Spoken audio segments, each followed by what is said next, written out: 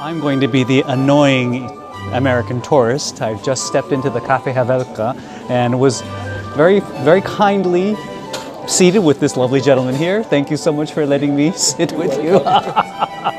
And I hear that the coffee and the goulash here are excellent. Jasmine and I walked by here, I think was it last night, night before.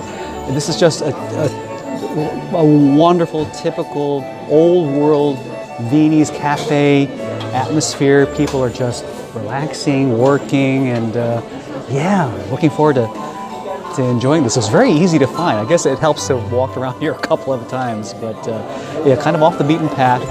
There is a wonderful Polish sandwich shop across the street that, if I have time, maybe I'll grab a little bit of that too. But anyway, so here we go. Just hopefully I'm not too annoying. My dear friend Dieter has just introduced me to goulash and beer. And I was thinking goulash and coffee because I heard the coffee was good. But he said, no, you must have it with beer. So even though I'm recording later today, I'm going to go ahead and enjoy. Look at this. This is gorgeous. Beautiful. So anyway, everybody here is just so friendly and wonderful. I'm going to have a taste of this. A little salt. You take the bread off with the plate. The plate keeps the soup warm. Look at this. Does that look beautiful or what? I can't wait to taste this. Okay. That is a bust. I believe that is a bust of the original owner, Günther Havelka. And just look at the atmosphere of this place. And my new friend Dieter just finished his meal and beer. He's off to his meeting, his business meeting, and I mean, how wonderful just to come into a place, sit down, because it's quite crowded. So they sat me with one of the patrons who had a little bit of space on his table, and we just had a very nice, lovely, long conversation about life, about work, about music, and oh my goodness, it's just incredible. I just went ahead and friended Dieter on Facebook, and looking forward to staying in touch with my new Austrian friend who's from about 4 hours away towards Bregenz, Innsbruck. I have to look it up, but I can see why the cafe culture, if it's like this, when strangers can sit down and just talk and share. I mean, this becomes such a wonderful way to inspire new friendships, creativity, and collaborations, and just, I think the Austrians have got it right. Very, very interesting. Just a lovely hour. Totally random. Sit down, talk to a lovely gentleman, learn about his life, his music. He plays African music. He's in the finance world. He's a financial headhunter, helping to connect clients with companies and stuff. But how cool! Just how cool is that? Anyway, one of the things I'm finding with the goulash was wonderful, but kind of similar to the Wiener Schnitzel that I had last night, or the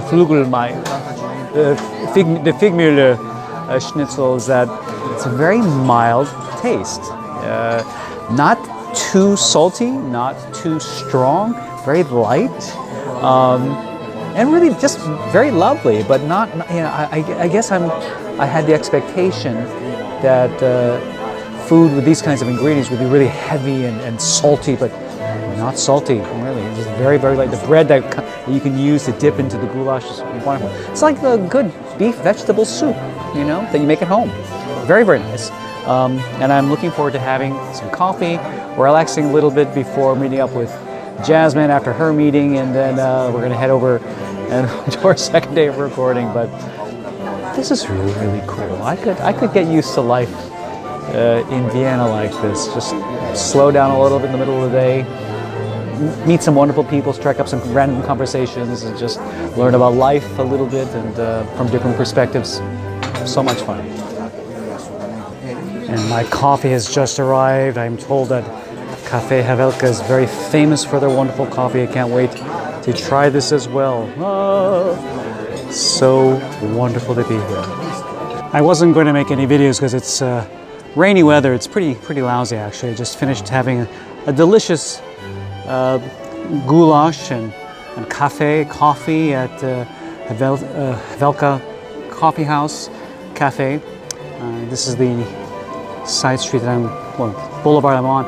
And all over the city, you see these wonderful plaques. This is a plaque of Frédéric Chopin, who was apparently here in this house or this building between November 1830 until July 1831. Very, very cool. And you see these little plaques of composers, like I saw one of Schubert last night in one of the houses that he stayed in, and actually I think pretty close to the Opera House, but how cool. So little fun classical music discoveries like this, and this is definitely the capital of classical music, so thought you'd enjoy seeing that. Not quite sure where we are, but you know, it's interesting. As I was getting ready to come here to Vienna, talking with my colleagues, and they were describing how somebody was talking about the cobblestone streets and how, you know, hearing the clip-clop of the horses on the cobblestone streets, you can imagine the composers, the great composers of the past, hearing the very same sounds. Well, up to this point, I haven't heard any horses. It's been all cars and modern technology. But here we go. We actually have some horses. This is what Haydn and Beethoven and Schubert must have heard. The very same cobblestones, very same horses, but probably not a DPD delivery truck. But you know, that's still cool. I mean, it's just, again, we've got this incredible blend of great history, beautiful old world architecture, and just, you know, ultra modern everything else. I mean, this is definitely, you know, a modern city, in every sense of the word, just fused with some beautiful, beautiful culture at its backbone. But really, really neat stuff. Ah, more horses. Here you go. So this is the place to hear historic clip-clops that the composers would have heard. Very, very cool.